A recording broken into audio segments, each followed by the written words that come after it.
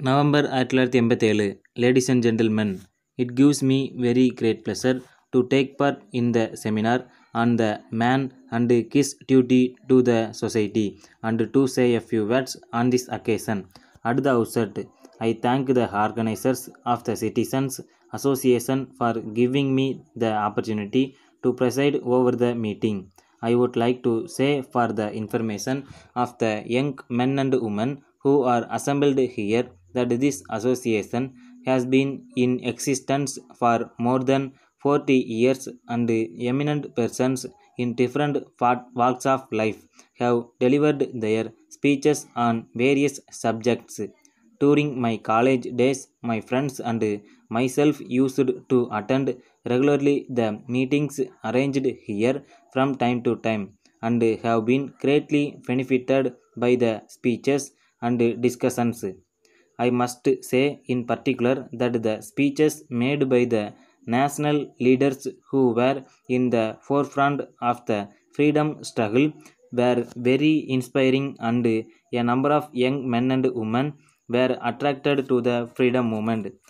I am glad that this association has been continuing its useful work in shaping the public opinion and educating the people on matters of importance to the society. With regard to the subject for discussion today, I would request the speakers to explain in detail as to how far our people have discharged their duties for the welfare of the society in the past and what they should do in the future. As far as I am concerned, as one who has taken a leading part in the freedom movement and also as one who has held positions of power in the state and central government, I can say without any doubt that our people and the leaders have done very well when compared to many other countries in the world. The people at that time thought that the primary duty to the society was for them to fight for independence.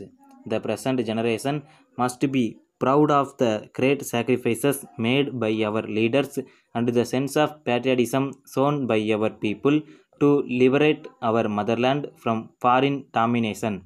It should be remembered that the whole nation stood as one irrespective of different religions and languages and fought against the foreign power.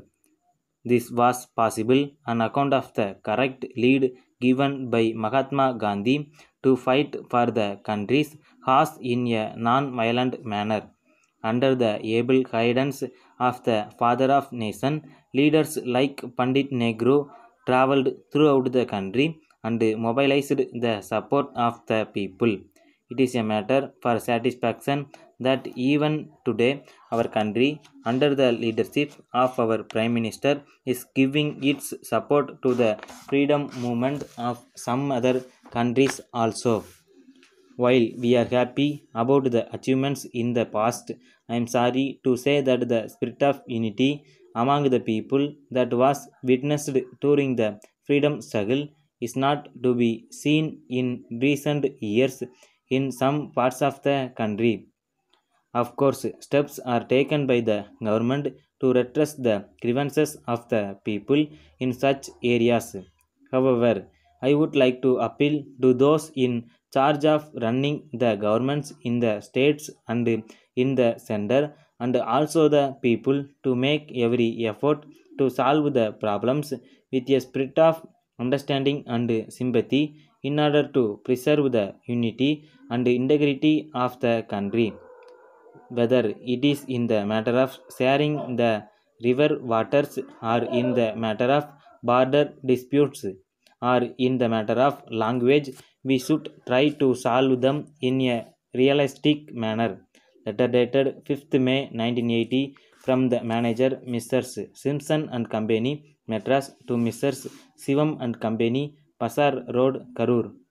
Dear sirs, we are in receipt of your letter of the first instant in response to our advertisement in the newspapers calling for agents to sell our wet grinders.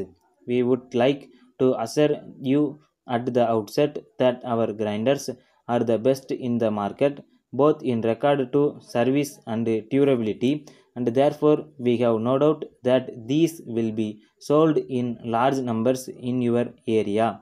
However, we wish to highlight some of the salient features of our product. One of the important features of our grinder is that it is fitted with a special type of motor that has been designed and tested to give the best performance. The advantage of this motor is that consumption of electricity will be less when compared to some other makes. Another welcome feature about our grinder is that good quality granite is used for making the grinding stones. Apart from the above aspects, the basin is made of stainless steel which prevents formation of rust. These grinders are produced in attractive colors and in various capacities. A copy of the terms and conditions for appointment as agents is enclosed. If you are agreeable to our terms and conditions, you may kindly sign and return the acceptance letter at an early date. Thank you, yours faithfully.